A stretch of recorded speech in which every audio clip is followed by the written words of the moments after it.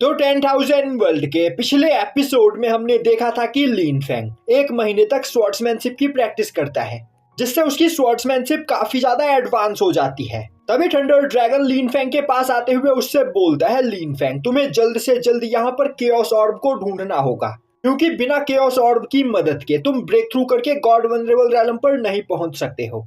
अब thunder dragon से बात करने के बाद लिन फेंग अपनी कल्टीवेशन से उठता है, तभी एल्डर गुआन काफी तेजी से भागते हुए लिन फेंग के पास आते हैं। वहीं पर वह काफी ज्यादा खुश होते हैं। तभी वह लिन फेंग की कल्टीवेशन को देखते हुए और भी ज्यादा खुश हो जाते हैं और बोलते हैं, जूनियर ब्रदर गुफेंग तुम्हारी स्वॉर्ड्समैनशिप यहाँ पर पहले के मुकाबले और भी ज्यादा एडवांस हो गई, जो देखकर मुझे काफी ज्यादा खुशी हो रही है। तभी लिन फेंग बो डाउन करते हुए बोलता है, सीनियर ब्रदर आपने मुझे यहाँ पर मास्टर जीटियान की स्वॉर्ड टेक्निक्स दी, जिसे प्रैक्टिस करने की वजह से मैं यहाँ पर एडवांस कर पाया हूँ, और बिना आपकी मदद के मैं एडवांस नहीं कर पाता। तभी साउटियान बीच में आते हुए बोलता है, सीनियर ब्रदर आप काफी जल्दी में इस जगह पर भागते हुए आए हो, तो क्या आपके पास कोई इन्फॉर्मेशन है जिस बारे में आप हमें बताना चाहते हो। अब एल्डर गुआन बोलते हैं, 3 दिन के अंदर पैरामोडियल सीक्रेट रैलम यहाँ पर खुलने वाला है और स्टार पैलेस के सभी जीनियस डिसाइपल्स को पैरामोडियल सीक्रेट रैलम में जाने का मौका मिलेगा, और मैं चाहता हूँ कि तुम दोनों पैरामोडियल सीक्रेट रैलम में जाकर कल्टीवेशन करो।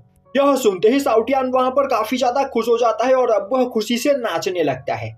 तभी एल्डर गुआन अपने पास से 2 जेड टोकन को बाहर निकालते हैं और बोलते हैं कि इस जेड टोकन का यूज करते हुए तुम सीक्रेट रैलम में एंटर कर सकते हो। और अब वह बोलते हैं, पैरामोडियल सीक्रेट रैलम के अंदर काफी ज्यादा पावरफुल मॉन्स्टर्स पाए जाते हैं, जिनकी कल्टीवेशन गॉड एम्परर रैलम की है, तो तुम दोनों को उस जगह पर सावधान रहना होगा। अब लिन फेंग और साउटियान दोनों ही एल्डर गुआन को थैंक्स करते हैं, और अब साउटियान आगे बढ़ते हुए बोलता है, एल्डर गुआन आपको हमारे बारे में सोचकर परेशान होने की कोई जरूरत नहीं, मैं बस अपने एक ही अटैक में गॉड एम्परर रैलम पर मौजूद मॉन्स्टर्स को जान से मार सकता हूँ। अब सीन शिफ्ट होता है और हमें दिखाया जाता है कि 3 दिन के बाद स्टार पैलेस के सभी डिसाइपल्स पैरामोडियल सीक्रेट रैलम की ओर जा रहे होते हैं। तभी लिन फेंग भी साउटियान के साथ उस जगह पर पहुंचता है। तभी लिन ज़ाओयू और लिन आनयू भी उस जगह पर आ पहुंचती है। अब उन दोनों को देखकर लिन फेंग काफी ज्यादा खुश होता है। तभी साउटियान उड़ते हुए उन दोनों के पास आता है और बोलता है, मैंने तुम दोनों को सच में बहुत ही ज्यादा मिस किया। और तभी वह देखता है कि लिन ज़ाओयू और लिन आनयू गॉड सोबरिंग रैलम पर पहुंच चुके होते हैं, जो देखते ही वह हैरान हो जाता है और बोलता है, तुम्हारी एज अभी 10 साल से कम है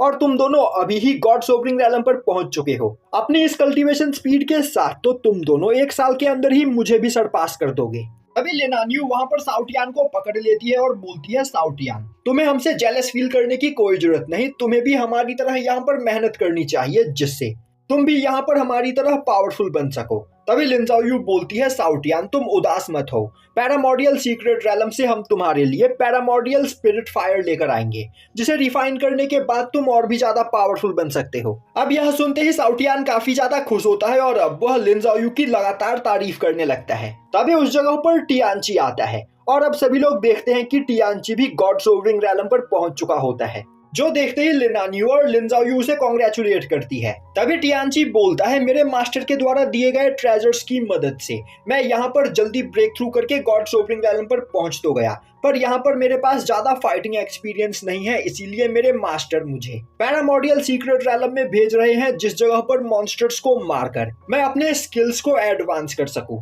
लिन ज़ाओयू खुश होते हुए बोलती है, तो तुम हमारे साथ पैरामोडियल सीक्रेट रैलम में चल सकते हो, हम भी उसी जगह पर जा रहे हैं। तभी टियानची लिन फेंग की ओर देखते हुए बोलता है, अगर हम चारों यहाँ पर एक टीम की तरह काम करें तो हम पैरामोडियल सीक्रेट रैलम में मौजूद सभी डेमोनिक मॉन्स्टर्स को मारकर उनके बीस्ट कोर को जमा कर सकते हैं। जो सुनते ही लिन ज़ाओयू और लिन आनयू काफी ज्यादा खुश होती है। तभी एल्डर सिंगी उस जगह पर आते हुए बोलती है, बाकी सभी कल्टीवेटर्स पहले ही पैरामोडियल सीक्रेट रैलम में जा चुके हैं, तो तुम चारों को भी चलना चाहिए। और अब वह उन चारों को बताती है कि पैरामोडियल सीक्रेट रैलम का पोर्टल सभी कल्टीवेटर्स को पैरामोडियल सीक्रेट रैलम में अलग अलग जगह पर टेलीपोर्ट करता है, और उस जगह पर मौजूद मॉन्स्टर्स बहुत ही ज्यादा पावरफुल और खतरनाक है, तो तुम सभी लोगों को संभल कर रहना होगा। लिन फेंग बोलता है, सीनियर आपको परेशान होने की कोई जरूरत नहीं, मैं इन तीनों का यहाँ पर ख्याल रखूंगा और अब वह टियानची, लिन अन्यू और लिन ज़ाओयू तीनों को अपने साथ लेकर पोर्टल की ओर आगे बढ़ता है। अब लिन फेंग पोर्टल के अंदर जाने ही वाला होता है कि तभी एल्डर गुआन को देखकर वह रुक जाता है और टियानची, लिन ज़ाओयू और लिन अन्यू बिना लिन फेंग के पोर्टल के अंदर चले जाते हैं। तभी उस जगह पर स्टार पैलेस के एक ग्रेट एल्डर की एंट्री होती है और इस एल्डर का नाम लू क्विनडाओ है, जिसे देखते ही उस जगह पर खड़े सभी लोग एल्डर लू को ग्रीट करते हैं। तभी लिन फेंग देखता है कि एल्डर लू की कल्टीवेशन सुप्रीम गॉड रैलम की होती है, जो देखते ही वह भी वहां पर बो डाउन करता है। तभी एल्डर लू एल्डर गुआन से बोलते हैं, जूनियर, तो क्या तुम्हारे मास्टर ने इसी पर्सन को अपना नया डिसाइपल स्वीकार किया है? तभी एल्डर गुआन आगे बढ़ते हुए बोलते हैं, एल्डर, मेरे मास्टर अब तक अपनी जर्नी से वापस नहीं लौटे हैं, इसीलिए मास्टर की जगह पर मैंने गुफेंग को यहाँ पर मास्टर का डिसाइपल चुना है। अब लिन फेंग आगे बढ़ते हुए अपना इंट्रोडक्शन देते हुए बोलता है, मास्टर, मेरा नाम गुक्विन फेंग है। एल्डर लू बोलते हैं, गुफेंग, मैंने तुम्हें यहाँ पर पैरामॉर्डियल सीक्रेट रैलम में जाने से इसीलिए रोका क्योंकि मुझे शक था कि तुम डीमन टेम्पल के द्वारा भेजे गए डिसाइपल हो, पर अब मेरा शक यहाँ पर क्लियर हो चुका है, तो तुम सीक्रेट रैलम में जा सकते हो और मैं जानता हूँ कि तुम यहाँ पर मेरी मजबूरी को समझ सकते हो। मैं ऐसे ही किसी को भी सीक्रेट रैलम में नहीं जाने दे सकता हूँ। और तो और डीमन टेम्पल के लोग लगातार हमारे स्टार पैलेस को डिस्ट्रॉय करने की कोशिश कर रहे हैं, इसीलिए वह टाइम टू टाइम कई सारे जासूस भेजते रहते हैं, जिस वजह से मुझे यहाँ पर सावधान रहना पड़ता है। लिन फेंग बोलता है, मास्टर, मैं आपकी बात को समझ सकता हूँ। तभी साउटियान टेलीपैथी का यूज करते हुए लिन फेंग से बोलता है, मास्टर, इस बुढ़े की आंखें खराब हो गई है, हम इसे डीमन टेम्पल के जासूस दिखाई दे रहे हैं। तभी लिन फेंग टेलीपैथी का यूज करते हुए बोलता है, साउटियान, इस जगह पर कुछ भी बकवास मत करना और तुम्हें परेशान होने की कोई जरूरत नहीं। एल्डर लू की कल्टीवेशन बस सुप्रीम गॉड रैलम की है, तो यह हमारी रियल आइडेंटिटी यहाँ पर नहीं पहचान सकते हैं, तो बस अपना मुंह बंद रखो। और तो और यह बस अपना काम कर रहे हैं, तो इसमें इनकी कोई भी गलती नहीं है। तभी एल्डर गुआन आगे बढ़ते हुए बोलते हैं, एल्डर लू, मैं गुफेंग के बारे में पहले ही सब कुछ पता कर चुका हूँ और सब कुछ पता करने के बाद ही मैंने गुफेंग को अपना जूनियर स्वीकार किया है। यह बोलते हुए वह लिन फेंग को एक टोकन देता है और अब वह गुफेंग को सीक्रेट रैलम के अंदर जाने के लिए बोलता है, जो सुनते ही लिन फेंग काफी तेजी से सीक्रेट रैलम के अंदर चला जाता है। अब जैसे ही लिन फेंग सीक्रेट रैलम के अंदर एंटर करता है, स्टार पैलेस के 3 डिसाइपल्स को सीक्रेट रैलम से धक्के मारकर बाहर फेंक दिया जाता है, जो देखते ही वहां पर नीचे खड़े एल्डर्स को कुछ भी समझ में नहीं आता है। अब एल्डर लू सभी लोगों को बताते हैं कि पैरामॉर्डियल सीक्रेट रैलम के अंदर जाने वाले कल्टीवेटर्स के लिए एक निर्धारित संख्या तय की गई है और उससे ज्यादा कल्टीवेटर्स सीक्रेट रैलम में एंटर नहीं कर सकते हैं। यह सुनते ही एल्डर गुआन परेशान होते हुए बोलते हैं, पर हमने निर्धारित संख्या के ही हिसाब से अपने डिसाइपल्स को सीक्रेट रैलम में भेजा है, तो आखिर 3 डिसाइपल्स को बाहर क्यों धकेल दिया गया? क्या हमारी नजरों से बचकर सीक्रेट रैलम के अंदर पहले ही कोई जा चुका है? आखिर ऐसा कैसे हो सकता है? यहाँ की सिक्योरिटी बहुत ही ज्यादा टाइट है। दूसरी ओर लिन फेंग टेलीपोर्ट होकर पैरामॉर्डियल सीक्रेट रैलम में एक जगह पर आ पहुंचता है। तभी अचानक से एक ब्लड बेयर लिन फेंग के ऊपर पीछे से अटैक करता है, पर लिन फेंग अपने एक ही स्वॉर्ड स्ट्राइक में उस ब्लड बेयर को मार गिराता है। पर तभी वह देखता है कि साउटियान, जो बिल्कुल उसके पीछे खड़ा था, वह गायब हो चुका होता है और अब वह आवाज देते हुए साउटियान को बुलाने लगता है। तभी उस ब्लड बेयर के नीचे से साउटियान चिल्लाते हुए बोलता है, मास्टर, मैं यहाँ पर हूँ। और अब साउटियान भागते हुए लिन फेंग के पास जाता है और बोलने लगता है, मास्टर, यह पोर्टल सच में काफी ज्यादा अजीब है।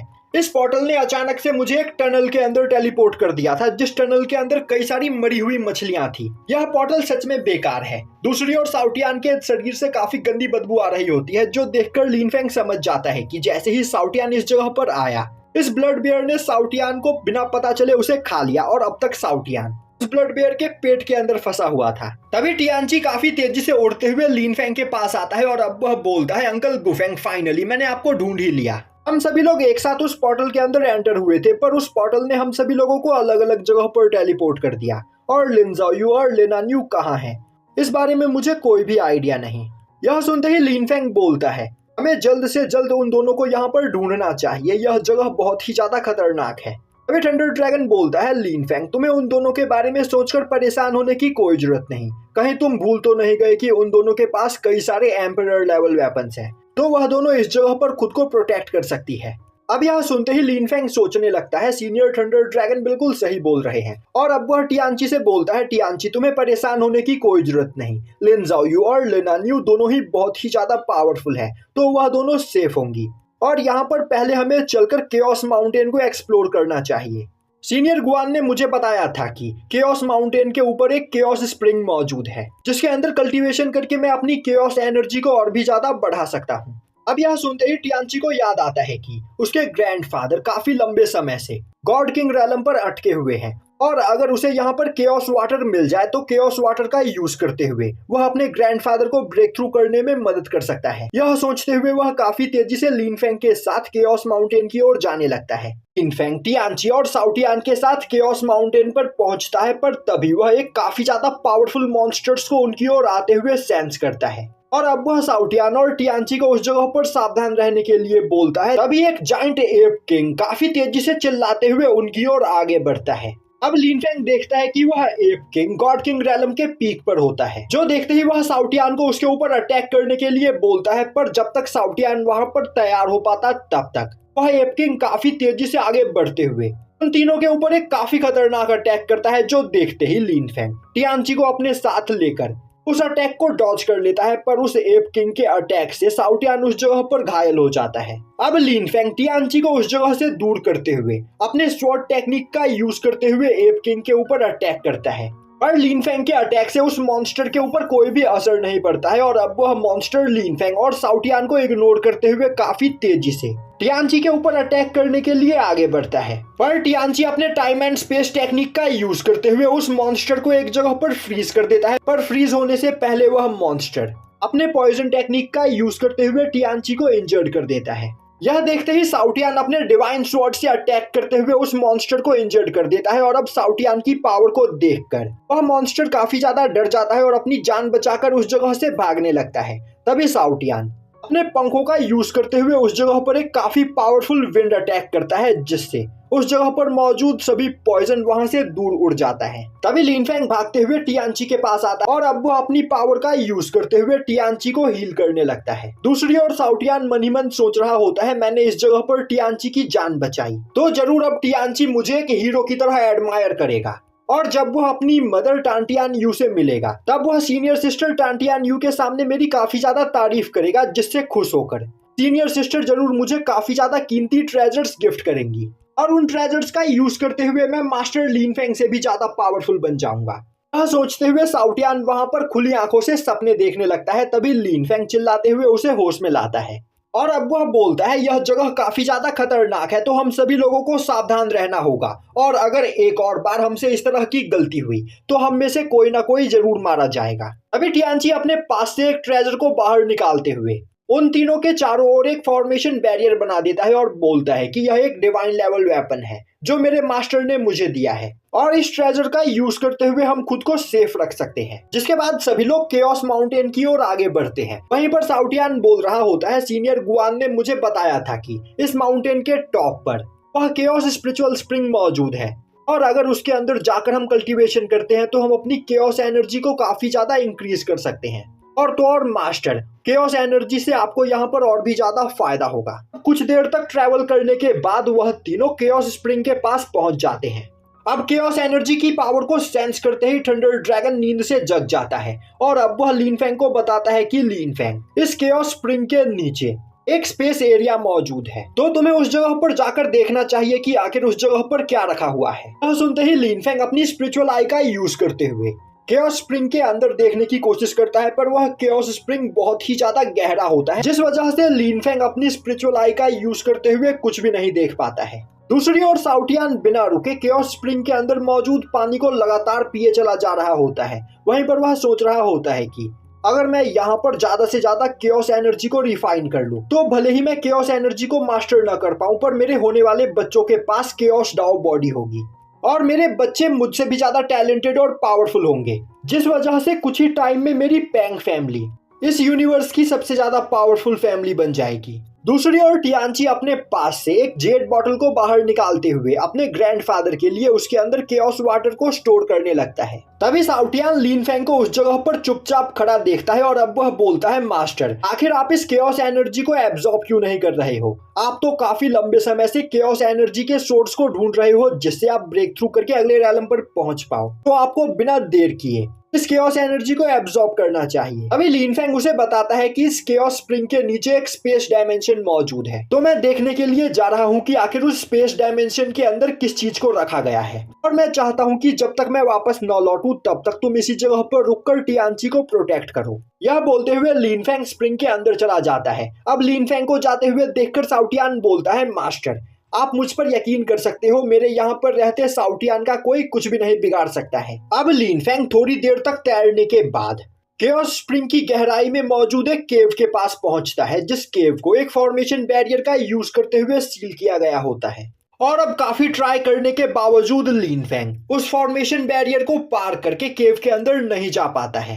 तभी थंडर ड्रैगन उसे बताता है कि यह इनेट हेवन फॉर्मेशन बैरियर है, जिसे लॉ ऑफ केओस एनर्जी को कल्टीवेट करने वाले कल्टीवेटर्स ही पास कर सकते हैं। यह सुनते ही लिन फेंग बोलता है, मेरी बॉडी के अंदर ज्यादा केओस एनर्जी नहीं है, और तो और मुझे लॉ ऑफ केओस के बारे में भी जानकारी नहीं है, तो क्या मैं इस केव के अंदर नहीं जा सकता हूँ? थंडर ड्रैगन बोलता है, अगर तुम केओस पर्ल का यूज करो तो तुम इस फॉर्मेशन बैरियर को पार कर सकते हो। अब लिन फेंग केओस पर्ल का यूज करते हुए उस बैरियर को पार करके केव के अंदर आने में कामयाब हो जाता है। तभी थंडर ड्रैगन बोलता है, लिन फेंग टाइम वेस्ट करना बंद करो और 10 कदम आगे बढ़ो। यहाँ से 10 कदम दूरी पर एक स्पेस ट्रेजर रखा हुआ है। अब लिन फेंग जैसे ही आगे बढ़ता है, वह एक प्लेटफॉर्म पर रखे हुए ट्रेजर को देखता है, जो कि एक डिवाइन लेवल स्पेस ट्रेजर होता है। अब उस ट्रेजर को देखते ही थंडर ड्रैगन काफी ज्यादा खुश हो जाता है, और अब वह जोर जोर से हंसते हुए बोलने लगता है, लिन फेंग तुम सच में बहुत ही ज्यादा लकी हो। आज से पहले मैंने तुमसे लकी इंसान कभी नहीं देखा। तुम्हारे सामने मौजूद ट्रेजर कोई नॉर्मल ट्रेजर नहीं, बल्कि केओस जेड पॉट है, जिसे प्योर केओस एनर्जी का यूज करते हुए बनाया गया है। और जब हमारा यह यूनिवर्स क्रिएट हुआ था, तब इस यूनिवर्स के अंदर से रिलीज होने वाली केओस एनर्जी से कई सारे केओस क्रिएचर्स पैदा हुए थे, और वह सभी केओस क्रिएचर्स बहुत ही ज्यादा खतरनाक और पावरफुल होते हैं, और उन्हें काबू कर पाना मुश्किल ही नहीं बल्कि नामुमकिन है। पर इस जेड पॉट का यूज करते हुए तुम उन सभी क्रिएचर्स को कैप्चर कर सकते हो, और तो और मैं सेंस कर सकता हूँ कि इस जेड पॉट के अंदर ट्रू केओस लिक्विड है।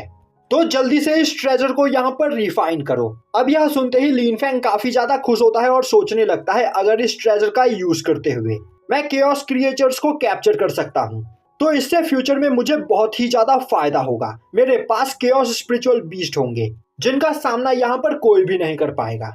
और अब लिन फेंग जैसे ही उस जेड पॉट को उठाने की कोशिश करता है, अचानक उस जेड पॉट के अंदर से काफी खतरनाक एनर्जी रिलीज होती है, जिसे देखते ही लिन फेंग उससे दूर हट जाता है। तभी लिन फेंग सेंस करता है कि उस जेड पॉट के अंदर से काफी खतरनाक केओस एनर्जी रिलीज हो रही होती है, जो देखते ही वह अपने 10,000 ओरिजिन पाथ टेक्निक का यूज करते हुए उन सभी केओस एनर्जी को एब्जॉर्ब करने लगता है। अब सीन शिफ्ट होता है और हमें दिखाया जाता है कि स्पिरिचुअल स्प्रिंग के बाहर साउटियान अभी भी लगातार केओस वाटर को पिए चला जा रहा होता है। तभी वह देखता है कि टियानची कई सारे जेड बॉटल के अंदर केओस वाटर को जमा कर रहा होता है। यह देखते ही उसके दिमाग में एक आइडिया आता है, और अब वह बोलता है, मुझे भी इन केओस वाटर को यहाँ पर जमा कर लेना चाहिए। फ्यूचर में मैं अपनी वाइफ और बच्चों को भी यह केओस वाटर पीने का मौका दूंगा, जिससे उनकी पावर और भी ज्यादा बढ़ जाएगी। यह बोलते हुए वह अपने पंपकिन बॉटल को बाहर निकालते हुए केओस वाटर को उसके अंदर जमा करने लगता है। दूसरी ओर टियानची कई और सारे जेड बॉटल अपने पास से निकालकर उन सभी केओस वाटर को जमा करने लगता है। वहीं पर वह सोच रहा होता है कि अगर मैं अपने फैमिली मेंबर्स को यह केओस वाटर रिफाइन करने के लिए दूं, तो इस केओस वाटर को रिफाइन करने के बाद मेरी डिवाइन मून फैमिली के कई सारे कल्टीवेटर्स ब्रेक थ्रू करके गॉड किंग रैलम पर पहुंच सकते हैं, जिससे मेरी फैमिली और भी ज्यादा पावरफुल बन जाएगी। तभी टियानची की नजर उस जगह से थोड़ी दूरी पर मौजूद एक स्पिरिचुअल फ्रूट के ऊपर पड़ती है, और अब उस स्पिरिचुअल फ्रूट को देखते ही टियानची काफी तेजी से भागते हुए जाकर 3 स्पिरिचुअल फ्रूट वहां से उठा लेता है। वहीं पर वह बोल रहा होता है, यह तो लेजेंडरी केओस फ्रूट है, जिसे खाने के बाद किसी भी कल्टीवेटर की एज नहीं बढ़ती है और वह हमेशा जवान रहता है। तो यह एक फ्रूट मेरी मदर के लिए, यह दूसरा फ्रूट आंट टांटियान यू के लिए, और इस तीसरे फ्रूट को मैं फ्यूचर में यूज करूंगा। और अब उस केओस फ्रूट को अपने पास रखने के बाद टियानची साउटियान से बोलता है, साउटियान जब तक अंकल गुफेंग इस केओस स्प्रिंग को एक्सप्लोर कर रहे हैं, क्यों ना हम यहाँ पर आसपास मौजूद जगहों को एक्सप्लोर करें। बेवकूफों जैसी बातें मत करो, मेरे साथ इस केओस स्प्रिंग के अंदर आकर केओस वाटर को एब्जॉर्ब करो। यह केओस वाटर सच में बहुत ही ज्यादा काम की चीज है, इससे तुम्हारी केओस डाउ बॉडी को बहुत ही ज्यादा फायदा होगा। तो स्प्रिंग के अंदर आकर एक बार ट्राई करो। यह सुनते ही टियानची काफी तेजी से केओस स्प्रिंग के अंदर जंप करता है और अब वह जैसे ही केओस वाटर को एब्जॉर्ब करता है उसकी पावर काफी तेजी से बढ़ने लगती है। तभी साउटियान उसके पास आते हुए बोलता है, तुम इतने में ही खुश हो रहे हो, हम केओस स्प्रिंग की जितनी गहराई में जाएंगे हमें उतना ही ज्यादा प्योर केओस वाटर मिलेगा, तो मेरे साथ क्यों ना तुम केओस स्प्रिंग की गहराई में चलो। यह सुनते ही टियानची साउटियान को फॉलो करते हुए केओस स्प्रिंग की गहराई में जाने लगता है और अब वह दोनों तैरते तैरते काफी ज्यादा नीचे आ जाते हैं। दूसरी ओर साउटियान टियानची से बोल रहा होता है, टियानची अभी तुम्हारी एज है ज्यादा से ज्यादा न्यूट्रिशन जमा करने की, तो तुम बस यहाँ पर मुझे फॉलो करो। अगर तुम मेरी बात मानते हो तो मैं तुम्हें जल्द ही मुझसे भी ज्यादा पावरफुल बना दूंगा और अपनी इस एज में तुम जितना ज्यादा ट्रेजर्स और मटेरियल्स जमा करोगे फ्यूचर में तुम्हें उतना ही ज्यादा फायदा होगा। तो बस तुम अपने अंकल साउटियान को फॉलो करो, मुझे फॉलो करने से तुम्हारा फ्यूचर सच में काफी ज्यादा ब्राइट होने वाला है। दूसरी ओर टियानची बिना कुछ बोले साउटियान को फॉलो किए चला जा रहा होता है और अब वह दोनों तैरते तैरते काफी ज्यादा गहराई में आ चुके होते हैं। तभी साउटियान को अपने सामने एक डार्क अबियस दिखाई देता है जिसे देखते ही वह बोलता है, आखिर यह केओस स्प्रिंग कितना ज्यादा गहरा है, इसके नीचे तो एक डार्क अबियस भी मौजूद है। यह बोलते हुए वह काफी तेजी में उस अबियस की ओर जाने लगता है और यहीं पर यह एपिसोड खत्म हो जाता है।